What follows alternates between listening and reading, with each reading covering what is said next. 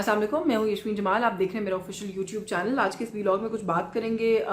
एक तो जो एक पिटिशन, एक प्ली जो पाकिस्तान तहरीक इंसाफ के एक रुकन वकील की तरफ से लाहौर हाई कोर्ट लेके जाई गई, और उसके बाद अब इस वक्त इस मुल्क में इंतखाबात का क्या मुस्तकबिल है, वो फैसला कल महफूज किया गया था, आज सुनाया गया है, और उसके बाद एक सवालिया निशान है सारे मामले के ऊपर। साथ ही साथ नवाज शरीफ साहब का कौम से खिताब, कुछ उस पर भी बात करेंगे।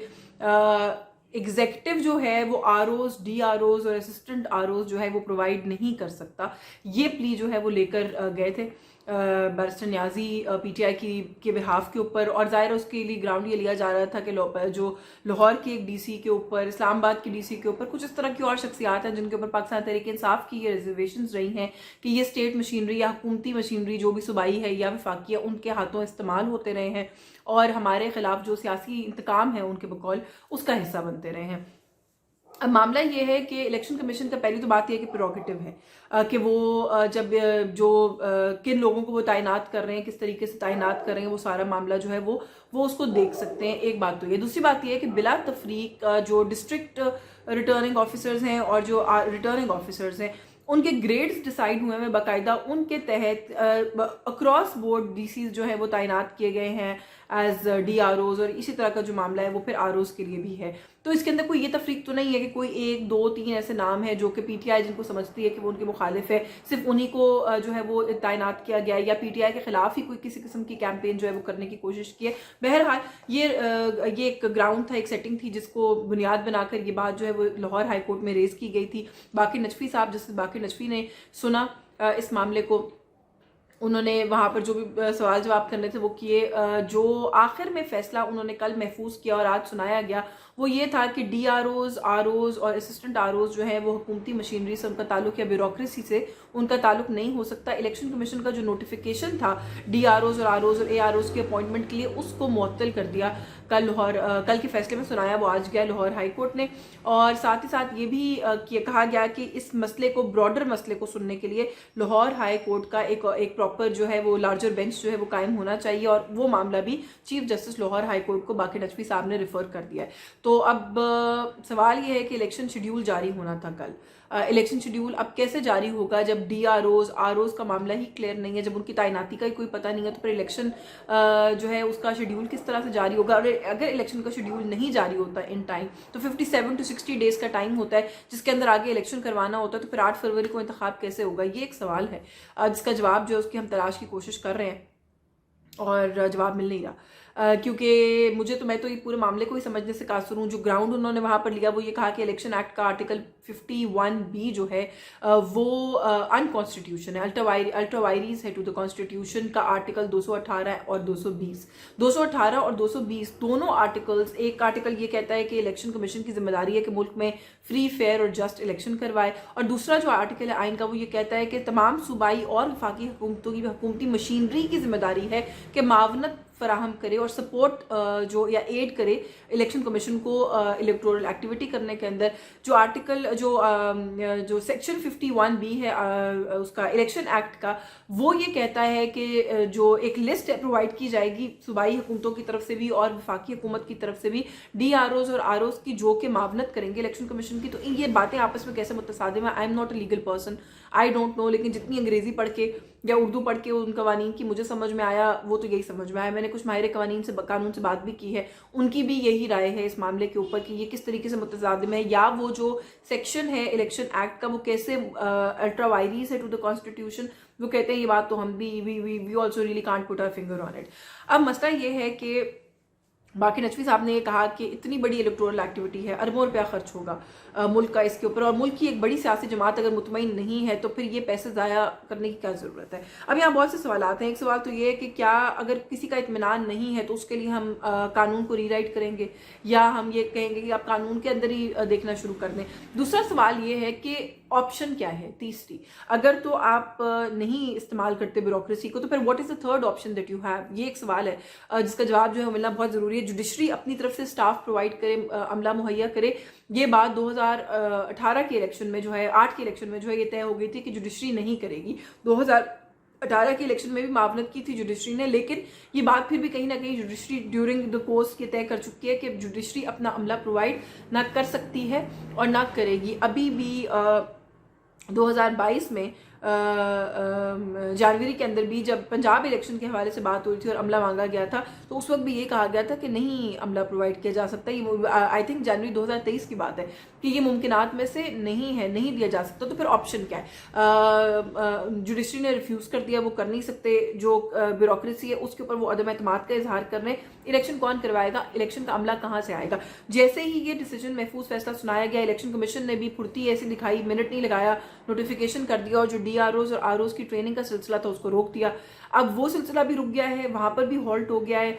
इलेक्शन शेड्यूल कैसे इशू होगा इस सारी सूरत हाल के अंदर? तो फिर क्या 8 फरवरी को इलेक्शन हो रहा है कि नहीं हो रहा, ये एक क्वेश्चन मार्क है।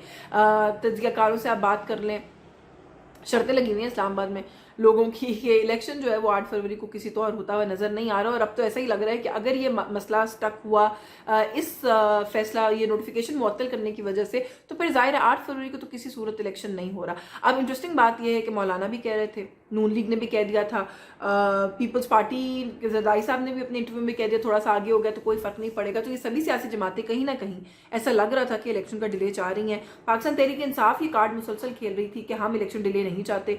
अब इंटरेस्टिंग ये हुआ है कि पाकिस्तान तहरीक इंसाफ ने लीड कर लिया इन सारों को, ये सारे उसके पीछे लग गए हैं और सारी जिम्मेदारी इलेक्शन डिले होने की, अगर इलेक्शन डिले होता तो वो PTI के कंधों पर आ जाएगी, जो कि आज आपने सबकी स्टेटमेंट्स के अंदर देख भी लिया। शहबाज शरीफ साहब ने भी कहा कि ये चाहते ही नहीं है कि अवाम की रिप्रेजेंटेशन हो। मलिक अहमद ने कहा इलेक्शन डिले हुआ तो PTI पे जिम्मेदारी होगी। फैसल करीम पुन्नी ने कहा जी PTI फरार चाहती है, हम फरार नहीं चाहते। तो ये जो the way PTI has shot itself in the foot is very interesting for me. मुझे तो ये बात समझ में नहीं आ रही है कि ये कुल्हाड़ी पड़ी हुई कुल्हाड़ी पे पाँव मारा है, कुल्हाड़ी को उठा के भी पाँव पे नहीं मारा, क्या किया है? और फिर उसके बाद जो मासूमियत ऐसी सादगी है कि उस पर मर ना जाए तो और क्या करें, कि बैरिस्टर अली जफर कहते हैं जी कि मुझे इंट्रा पार्टी इलेक्शन केस की समाअत के दौरान जो है चीफ इलेक्शन कमिश्नर ने पूछा कि ये मामला हुआ है आपकी तरफ से, तो मैंने उनसे कहा जी कि मैं तो आपसे सुन रहा हूँ, मुझे तो इल्म ही नहीं है इस बात का। तो फिर ये कौन से न्याजी साहब हैं, ये किसके बिहाफ पे क्या कर रहे हैं, ये एक सवाल है जिस सवाल का जवाब अगर किसी को मिले तो मुझे ज़रूर बताएं। लेकिन इस मुल्क के अंदर इलेक्शन के ऊपर एक क्वेश्चन मार्क लग गया है, जो कि एक बहुत अनफॉर्चुनेट बात है। अच्छा, जब हम बात करते हैं इलेक्शन की, तो उसी इलेक्शन 8 फरवरी वाले दिन बाहर निकल कर मुल्क दुश्मन अन्नासर से इंतकाम लेने की तलकीन की है नवाज शरीफ साहब ने अपने आज का खिताब में, जो मेरा आज का दूसरा मौजू है वीलॉग का। खिताब सुना जी आ रहा है, ट्वीट्स आई कि मियाँ साहब is back in the chair. समझ नहीं आई, क्योंकि बैक इन द चेयर तो कब वो अगर होंगे तो फिर 8 फरवरी के बाद ही होंगे। अगर आप पहले समझते हैं कि इस बैक इन द चेयर, तो फिर तो वो जो सारी उंगलियां आपकी तरफ उठ रही हैं कि आप लाडले हैं सिस्टम के, नवाज शरीफ को हुक्मरान बनाकर वापस लाया गया, वज़ीर आज़म बनाकर वापस लाया गया, फिर आप उन सारी वो जो फिंगर पॉइंटिंग है उसको सही है, उन इल्ज़ामात को सही साबित कर रहे हैं। बट एनीवे, इसी तरीके से इसको पूरा दिन जो है हमने देखा कि पोजो प्रोजेक्ट किया गया, कितने बजे चलेगा, पहले इसके ऊपर बड़ा सवाल था, रिकॉर्ड किसने किया, ये एक बड़ा सवाल है। और देहान आप सबको पता है कि इस तरह के मामलात में कहाँ जाता है, स्टेट जो है वो कौन सी ऐसी मैं कहूँ इदारे हैं जिनसे इस तरह की फैसिलिटी ली जा सकती है, तो वहीं कहीं ध्यान भी जो है वो लोगों का जा रहा है। लेकिन ज़ाहिर है कोई हतमी बात नहीं है इस हवाले से। और इलेक्शन जो है उन्होंने कहा, और फिर तकरीर, हाँ तकरीर होगी जी, तकरीर क्या तकरीर होगी, ज़ाहिर है एक ध्यान था उस मामले की तरफ हम सबका, पर वही सारी पुरानी बातें, मेरे साथ ज्यादती हुई है, 6 साल मैंने ज्यादती बर्दाश्त की है, 6 साल के बाद सिस्टम ज्यादती का अजाला कर रहा है। जिन लोगों ने मेरे साथ ज्यादती की, मेरे साथ ज्यादती नहीं की, उन्होंने पाकिस्तान के साथ ज्यादती की, मैं उनसे सवाल पूछना चाहता हूँ कि पाकिस्तान ने आपका क्या बिगाड़ा था। फिर जैसे मैंने कहा कि अवाम से कहा जी कि 8 फरवरी को मुल्क दुश्मन अन्नासर से आपको इंतकाम लेने की ज़रूरत है। थोड़े दिन पहले भी उन्होंने कहा जी कि मैं इंतकाम की बात तो नहीं करूँगा, लेकिन हिसाब तो मांग सकता हूँ, हिसाब तो मांगना पड़ेगा। सवाल वहीं आ जाता है, इस मुल्क के अंदर इलेक्शन से पहले हम सिर्फ इस तरह की तकारीर, जलसों से खिताब के अंदर अपने मुखालिफ के ख़िलाफ़ जो मुंह में आए कह देना, बल्कि जो ना भी आए वो भी कह देना, पर्सनल अटैक्स करना, अपनी पर बीती हुई कहानियाँ सुनाते रहना, इससे आगे हम कब बढ़ेंगे, ये एक सवाल है। दुनिया भर में जब इलेक्शंस होते हैं, इंतखाबात होते हैं, लोग आगे बढ़ते हैं, अपने मैनिफेस्टोस पे बात करते हैं, अपनी फ्यूचर पॉलिसी पे बात करते हैं, उनका लोगों के मसाइल के ऊपर क्या राय है उस पर बात करते हैं, मुल्क में मसाइल क्या है उन्हें आइडेंटिफाई करते हैं, उनके मुखालिफ की उन मसाइल पर क्या पॉलिसी है उस पॉलिसी को क्रिटिसाइज़ करते हैं। हमारे यहाँ ये ज़ाती दुश्मनियाँ हैं ख़ानदानों के दरमियान, और ये लगता है कि ये मुल्क इन ख़ानदानों की मिल्कियत है, मिल्कियत के ऊपर लड़ाई है। मिल्कियत या प्रॉपर्टी या जो आपका वो बड़ा सारा फार्म है उसको कौन चलाएगा 5 साल के लिए, वो एक लड़ाई है। कभी कोई लड़ाई जीत जाता है 5 साल के लिए, या जो भी जितना भी वक्त मिलता है उसके लिए लेता है, कभी कोई लड़ाई जीत जाता है। नवाज शरीफ साहब के साथ ज्यादती हुई थी, मुसलसल कह रही हूँ, हमेशा कहती हूँ, अपने प्रोग्राम्स में भी कहती हूँ, उससे आगे बढ़ जाइए। इस वक्त इस आम मुल्क के एक आम शहरी के साथ जितनी ज्यादती हो रही है आप उसका अंदाज़ा भी नहीं लगा सकते जहाँ पर आप बैठे हैं वहाँ से। और इस मुल्क में एक आम इंसान का इस वक्त ये बहुत स्ट्रॉन्ग तासुर है कि 16 महीने की पिछली हुकूमत जिसको आपके भाई लीड कर रहे थे, अवाम की तबाही फिरने में उस हुकूमत का बहुत बड़ा हाथ है। उस तासुर को जाहिर करने पर काम कीजिए, बजाय इसके कि हर रोज़ हमें ये जो आज खिताब था इसके ऊपर अगर कोई पॉलिसी स्टेटमेंट आती है, अगर इशूज़ पर बात होती है, अगर मुल्क के अवाम की बात होती, मैं बहुत खुश होती। लेकिन अनफॉर्चुनेटली इस तरह की कोई सूरत हाल नज़र नहीं आई। वही पुरानी सारी कहानी, प्रॉबेबली वो जो 3 नैब रेफरेंसेस जो हैं जिनसे बरी हुए हैं मियाँ साहब, शायद वो उसको सेलिब्रेट करना चाह रहे थे लोगों के साथ मिलकर। लोग उस खबर से अवेयर हैं, लोग अब मुंतज़िर हैं कि आप आएँ या जो भी इक़्तिदार में आए वो आके उनकी हालत ज़ार पर गौर करे। तो उस पर गौर करने के बारे में मेरा ख्याल है आप सोचना शुरू कर दीजिए। आज के इस व्लॉग से बस यही कुछ, मुझे इजाज़त दीजिए। आपको मेरा कंटेंट पसंद आ रहा है तो प्लीज़ मेरे चैनल को सब्सक्राइब कीजिए, मेरे कंटेंट को शेयर कीजिए, मेरी वीडियो को लाइक कीजिए। Thank you.